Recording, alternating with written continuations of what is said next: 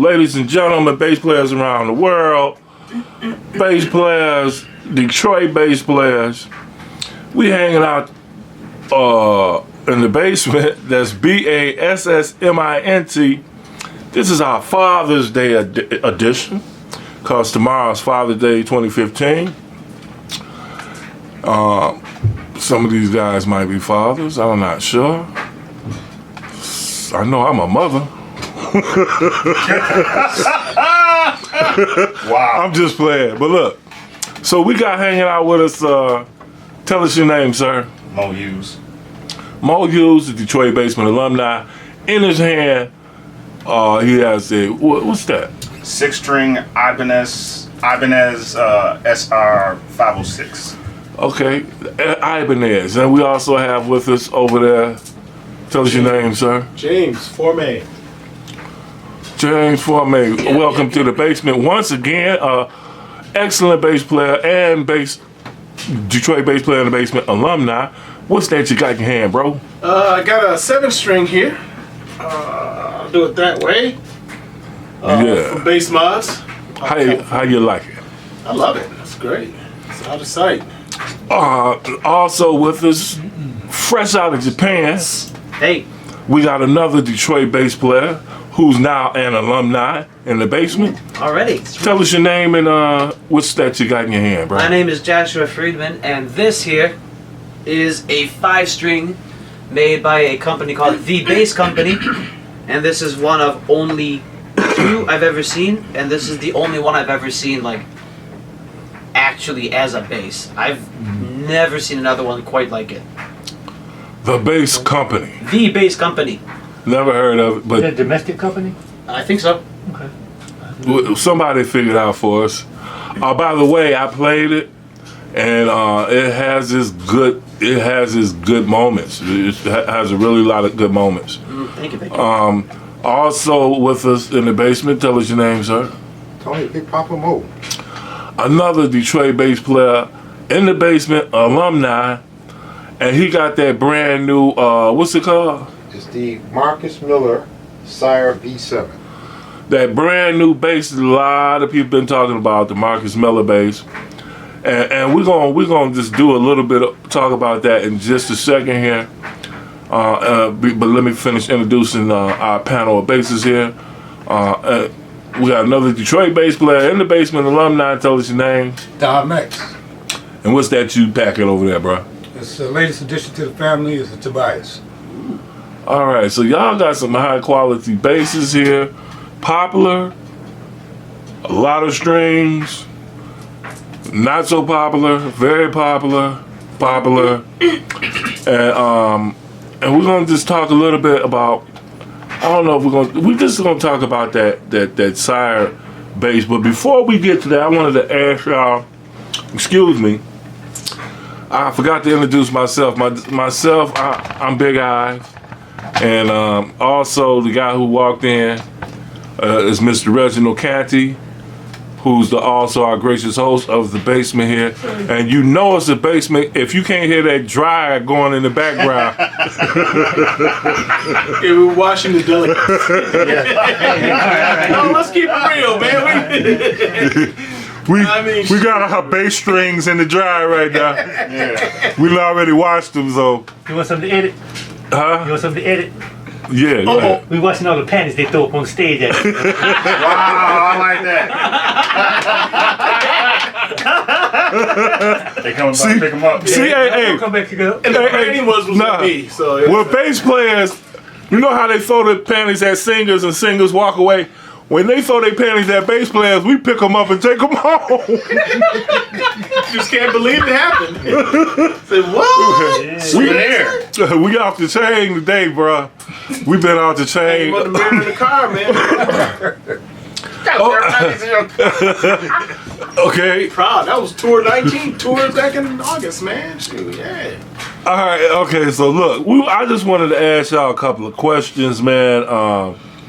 As professional bass players, now, first, just to get this out of the way, what constitutes a professional bass player? I don't care what nobody say. Is if you got paid. First of all, have you ever played a gig and got paid? Yes, you're sir. pro. Reggie, I already know you pro. You play with legends and stuff. Mr. Formay, have you ever played and got paid? Believe it or not, yeah. You're pro. Uh-oh. Josh, have you ever played and got paid? It's happened a couple times. You're pro. Tony Mo, I done seen your records from the 70s, Okay. so I know you're a pro. Did you get paid for playing on records, though? Yes and no. Yeah, see how? Because they used don't to, get paid. they used to gank us back in the day. You be on a record and don't even get paid for it. Man, shit. But you're a pro anyway. Okay. Don, have you ever did a gig and got paid for it? Actually, think about it, yeah, I did. Well, you a pro. I didn't ask nobody how much.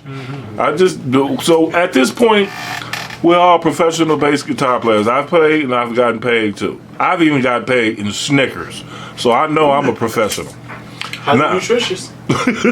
So the first question to all these professional bass players of different levels, we ain't claiming we Jocko or Victor. I just want to ask this question. When you on stage performing, or at church, or whatever gig it may be, as a bassist, Mo, do you prefer, and I'm talking about from your point of view, your POV, do you prefer the left side of the stage or the right side of the stage? Well, pretty much the left. Any particular? Well, my left or their left? No, your left. As the musician facing the audience, I want right. your point of view. At this point, the right. Because, You're right. yeah, because You know now when you're on the stage, are you facing the audience or the stage? kind of both. Because here's why. Well, I play in church, Okay. and I sit in the pews. Basically, my back is turned to everybody. Uh-huh. So I'm looking at the choir. I'm looking at the choir director. Guy on the organ is right here. Drummer is right here. So everything is pretty much in front of me. Okay. Sometimes I would scoot to the far right on the pew, which would give me a visual view of everybody. And plus, at this point, I still need to look at my fingerboard a little bit. So You got a lot of stuff to look at then. Bro. yeah, I'm looking at my fingerboard. I'm watching the organist. I'm making contact with the drummer. I'm also watching for my cues from the choir director, which would be my wife. So Get it right. that's currently your only gig. You don't play outside the church anywhere. No, not right now. All right. Okay. Fair answer. Reggie, do Okay. you have a preference? I really don't have a preference. It's sometimes band configuration will determine what I'm more comfortable with. You know, if it's a lot of stuff happening out in front of me, if I got to cut over a whole bunch of horns and all that stuff, I prefer to be on either side of the drummer. Either side of the drum. Because it's just too much going on. It's just too much going on stage. But in little small, or small like quintet or smaller, I don't care where I am on stage. Okay. James, for me. Me, I like to be wherever the crash cymbals are not. Oh, Those crash cymbals are deadly for me. And a lot of times I'll earplug up that's good because practice anyway. they're thumping and humping. When I did play out there, I mean, the volumes can get pretty intense. I mean, where you're at with the band, it gets pretty intense. I'm sure the audience isn't hearing that, but a crash cymbal, that's a dangerous thing to be around, man. I would rather be opposite that crash cymbal and in line of sight of a keyboard player or the drummer, Yeah. and I'm good. But I like to plug up though, so. Okay. How about you, Josh? Generally, more often than not, the center of the stage. Not like center slightly off to the right, because like I like to be able to be.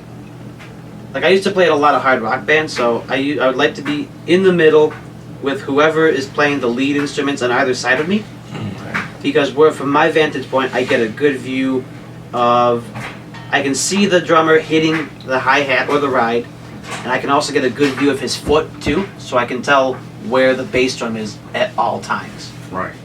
And that's like crucial. It really like either center stage, slightly left, center stage, slightly right. It doesn't matter. I'm gonna be standing next to the drums for the most part, anyways.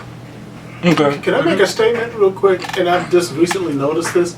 Have you noticed the bass player has been in the center? I guess it's because of our bass tone has changed so much, and it really motivates the texture of the song. They tend to put the bass equipment right in the center, Right. and sometimes you see the drummer off to the side. I'm noticing that a lot more now. Oh, now that you mention it, yeah. Yeah, the bass is like that center, that pulse. They want to rely on that pulse even more. Yeah, I see And that. our tones Yeah, are just really, I mean, back in the 70s, Yeah. those weren't even real bass monitors. Those were just full range But it makes speakers it at that makes a point. big difference because, like, I've seen a couple bands for a long time. I just seen the drummers that would face dead center, face 90 degrees on stage. But now you see them facing sideways. Sideways, yeah. Yeah. 45. At the Yeah. end, sideways at the end. Yep. But I think it goes with the roles that have changed. Right, and When I'm the bass down was with played in this. the center, there wasn't very much vocabulary for the bass player to have to do. Right, But right. now, come on now, bass is in Western music. We playing the fastest evolving instrument for the last 30 years. Yeah, big time. Well, further I'm away from that cymbal, I'm down with it. Put him to the left or right, I'm down, man. Yeah, I guess you Well, really enjoy it. yeah, it depends. Depends on what kind of drummer it is. Cause like Antonio Sanchez with his cymbals are very light and airy. Right, no, So they're not. It's not a whole bunch of. But you talk about hell of a heavy rock crash. Oh, man, those are that's a killer, Those man. are some killer frequencies for You're your a kid, ears. man. Yeah, well, hold on. Is it when they moved the drummer around? Is that because of the fact that the basses changed and the bass equipment has changed, Well, or is it the- because in the last few decades they've now been putting up those plexiglass Yeah, those I think barriers. those are- barriers around the drum, so now the Right. drum has the opportunity to choose where he moves because Well, you get a lot now of he's more augmented isolated. sound. You get a lot of augmented sound from the drums too when you're playing the snares, Right. whistling still. And, Right. but yeah, I think they put the plexiglass up to keep the drum from bleeding to free mic, bleeding in free mics. Okay. Yeah, that's true. That's true. Keep them Somebody from told me bleeding that. in. You know what I'm saying? All right. Okay. Hate to cut y'all off like that. Yeah. How about you, Tony? I am a right-handed player, so I like to be to the left side of the stage. Cause I've been played in some places where you gotta get off the stage fast. Oh, And I'm gonna yeah. be pointing that way, and I'm going. Oh, wow. Right. don't get that headstock hit that way. That's right. Yeah, the headstock doesn't get damaged. And how about you? Well, I would have to say Don? probably left side whenever I get a chance to get back on stage. It would definitely be left side. I don't know why that is. What, all y'all bring up some valid stuff. One of the things that you guys were mentioning, left side is a standard traditional for a bass player because of the snare and they say the bass wants to hear that clock, the metronome. You know what I'm saying? That's a traditional thing.